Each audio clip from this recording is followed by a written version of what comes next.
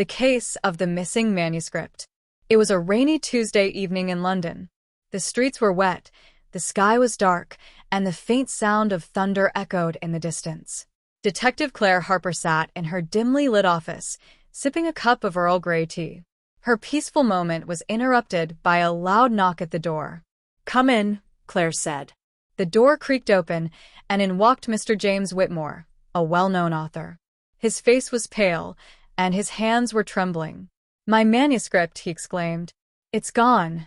Claire raised an eyebrow. "Gone? What do you mean?" "My newest book.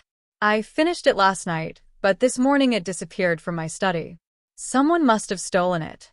English Learning Point 1. Vocabulary. Manuscript, noun, the original handwritten or typed copy of a book or document. Dimly lit, adjective, a place with very little light.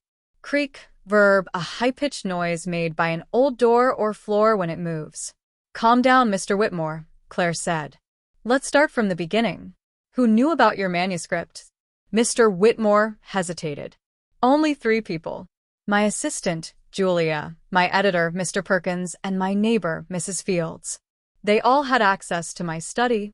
"Interesting," Claire said, jotting down notes in her notebook. English Learning Point 2. Grammar. Let's start from the beginning. Let's is a contraction of let us and is used to make suggestions. Who knew about your manuscript? This is an example of a past simple question in English. Claire decided to visit Mr. Whitmore's study first. The room was chaotic, papers were scattered across the desk, and the window was slightly open. "Did you leave the window open last night?" Claire asked. "No," Mr. Whitmore replied, looking confused. Claire examined the windowsill and noticed muddy footprints. "Aha," she said. "It seems someone climbed through here." English Learning Point 3. Phrases. Aha, an exclamation used when someone makes a discovery or realizes something. It seems, a phrase used to express an assumption or guess based on evidence. Claire's next stop was Julia, the assistant. Julia seemed nervous as Claire questioned her. "Where were you last night between 8 p.m. and midnight?" Claire asked. I was at home," Julia stammered.